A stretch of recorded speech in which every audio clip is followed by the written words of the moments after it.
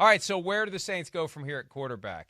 Now, I don't think it's a coincidence that within an hour, right, maybe a half hour after Drew Brees posting his farewell video, we get word of this Taysom Hill restructuring. Huge contract. Huge, gigantic. Didn't you hear? They're paying Taysom Hill 4 years, $140 million. There's just one caveat. It's all fake. Other than that, it is one hell of a contract. The details are great, as Shefty said. Oh, by the way, it's all fake. It's all phony. They could have picked any number they wanted. They could have grabbed it out of the air or pulled it out of any other orifice, and I think they did. The numbers are phony. The whole idea was to add 4 years to the current 1 year. More and more teams are doing this, where you're putting these voidable fake years on the back end so you can spread out salary cap dollars even more. So you got a guy who's under contract for 1 more year. You add 4 voidable years. You make it $140 million on the 4 years. Coincidentally or not, $35 million a year. That's what Russell Wilson makes. Those numbers are never going to be paid. It's just to take the money that Taysom Hill is going to make this year, spread it out, create $7.75 million in cap space. But the key is this. Yeah. They're paying him all the money now. So he's on the team. I'm not saying he's the guy. He's on the team. Right. It makes it far less likely Russell Wilson's coming to town, and far less likely they would do a trade of Taysom Hill as part of a Russell Wilson package, because when you pay that money out, when you convert it to a guarantee, you set yourself up for a major cap charge if you would trade him. So regardless of whether or not he's the starter, his name on the depth chart has gone from pencil to pen. Hill is on there. The question is, who else is going to be on there? Well, here's the thing I want to ask you first before we even dive into that. So next year, right? Just so I got this right, it's a team option, basically. No. It all voids. All voids. The only question is this. Right. And as of last night, this was unresolved. There's a little devil lurking in the details as to when the years void. The agents try to void the years after the franchise tag deadline. That's what happened with Dak Prescott's deal. The team would probably prefer to void it before the franchise tag deadline so they'd still have the option to use the tag. But those 4 years are going to go away at some point before the start of the 2022 league year, and he'll become a free agent a year from today, whatever today specifically is, when the free agency period starts in 2022. So it's a 1 year deal. Now, they could always extend it. Yeah, right. But truly extend it, not phony extend it. Right. But this was all about reducing cap space. The I asked somebody, well, what's Taysom Hill get out of this? 2 things. He gets all of his money fully guaranteed. Right. Not that there was any doubt. And he creates cap space that allows the Saints to have a better team around him. Right, exactly. That's it. Right, yeah. But you can also look at it and say he creates cap space that they can give to Jameis Winston, who'll come in and compete with him too. Well, yeah, maybe. There's no doubt about that. But I still think, when the position Taysom Hill's in right now too, this is the best option he's got. And for the sake of this conversation, and we're talking about the Saints and what goes on there, I mean, I would be shocked if Taysom Hill's not the starting quarterback, or at least the starting quarterback going into training camp and going to get every opportunity to be that guy. It's been too many years now.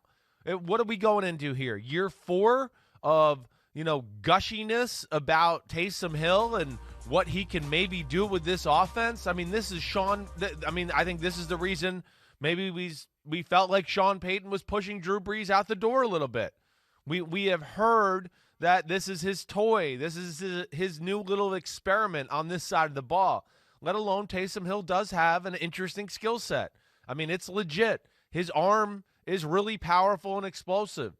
His ability to run is special. It's up there with anybody in the NFL when it just comes to tucking the ball and running. So I would think he is the guy. There's no doubt. But you're right. There's going to be somebody else to go along with it, whether that's a Jameis Winston or I don't know, a Tyrod Taylor, somebody else that at least is a somewhat of a proven commodity and played enough football in the NFL. Because the Saints, even though they've had to let go of a lot of players, I think we still look at them and go, they're not going to fall off earth here. We've seen them play without Drew Brees the last 2 years. They've been damn good without him. So, but they got some work to do here, and I expect Taysom Hill to still be the guy. I mean, don't you? And then maybe we'll see who comes in as a backup. Yeah, absolutely, and it's an attractive spot for a backup. It was Very. attractive in the recent years when it was Teddy Bridgewater, who was 5-0 as the starter in 2019. It was attractive for Jameis Winston last year, and now with Brees gone and Hill's got that bruising style, he turns 31 on August 23. Now, I know 31 is the new 21 as far as quarterbacks go, but when you're talking about a guy who likes to rumble, bumble, and stumble with the football and really is that bull in the china shop, when he takes off with the ball and people get out of his way, you still have the chance of injury. Remember, he tweaked his knee last year at some point and missed at least one game, if I recall correctly, and there's a chance I don't. But that backup spot, very valuable. There's reason to believe you're going to get a chance to play. And Sean Payton may want to trot you out from time to time. He likes to show off what he can do with his quarterbacks. It was Jameis Winston, not Taysom Hill, that threw that pass in the playoff game against who was it against? The Buccaneers. The reprise, the homage to what the Bears did the prior week against the Saints, but the guy dropped the pass, or it would have worked perfectly. It worked perfectly, but for the fact that the guy dropped the pass. They didn't drop the pass in the Saints game, and it was Winston that threw it. I'm told that they still want Winston, Chris. I would think so. But they're lowballing him. They're lowballing him. Right.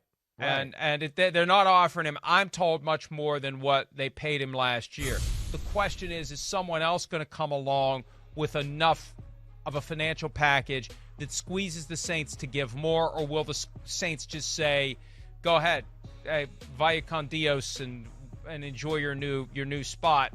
Because I think there's still an attraction to Winston another year in New Orleans, just like Teddy Bridgewater did, and look at where it led. 3 years, $66 million contract. Yeah, the Panthers are done with him after a year, but he still got paid. He did. He still got paid. Yeah. And the difference is Winston's made number one overall pick money. Right. He got the $20 million a couple of years ago in his option year. So I don't know how motivated he is by chasing a payday, but unless there's a clear path to a starting job somewhere else, I don't know why he wouldn't stay put. Like, please. They're lowballing him. And what did he make last year, Mike? $5 million? Was it like just north of that? I don't even think it made that. It was low base, and it was some incentives. Yeah, and maybe when you total it all up, I think it was under 5. Yeah, okay. I know. I can't remember off the top of my head either. But, I mean, I understand them lowballing him. I get that. They know the situation. Sean Payton knows his own damn worth, too, as to what he is as an offensive coach. And yeah, they're going to look at it like to what you said, Mike, and they're going to go, I mean, I got the teams in front of me right now. Who's going to bring Jameis Winston in as a starter? Who?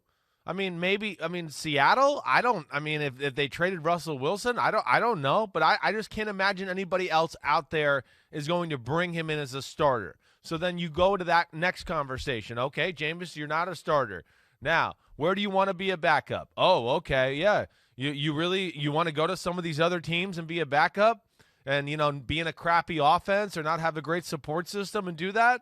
That to me, yeah, you're rolling the dice. I think they know Jameis Winston is chomping at the bit to want to be a starting quarterback again. Sean Payton's smart enough to realize his team's the best way to go for him to get to that route. And, I would be shocked.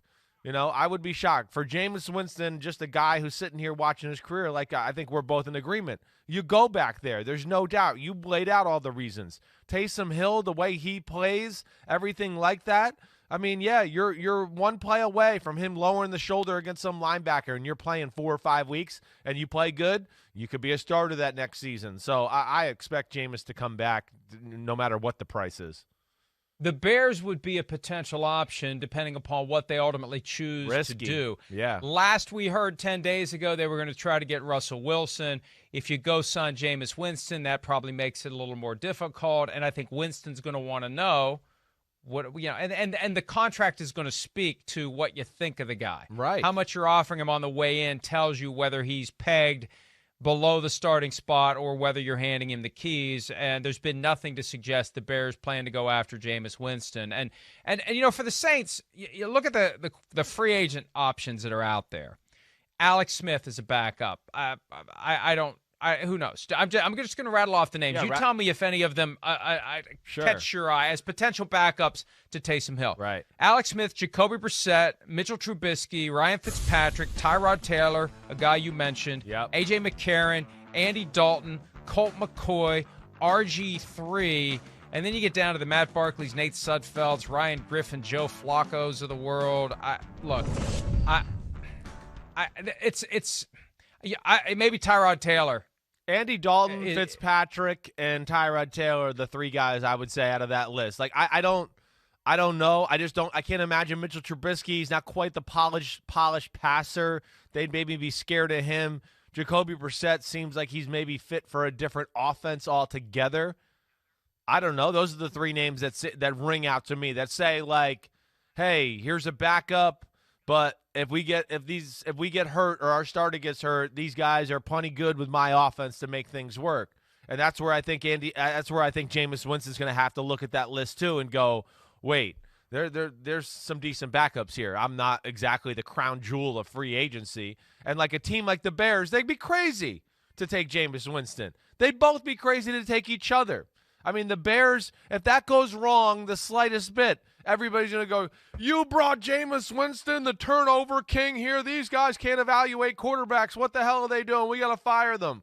You know, and I would also go to Jameis Winston and go, what the hell is that offense showing you that you want to go there and play in that anyways? I got to see it to believe it first to know that offense is going to work. So I would say both of them stay away from each other, and Jameis, go back to New Orleans. Just remember this, though. Jameis Winston, to get back to where we started, 5,000-yard passers.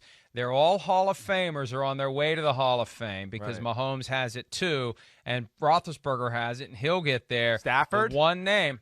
Matthew, that's we true. got some work to do. Could be. He's got a little meat left on the bone. We got some work to do. Right. Got some work to do in L.A., but at least the door's open for him. Right. There's Jameis Winston, 8th all-time, 5,109. Only 4 guys have thrown for more yards in a single season than Winston, and they're Peyton Manning, Drew Brees, Tom Brady, and Ben Roethlisberger. So there is good there. Yeah. There is potential there. No doubt. And I think his best potential is going to be to stay in New Orleans. Hi, I'm Mike Tirico, and thanks for watching. Make sure to hit subscribe for the latest news and highlights from NBC Sports.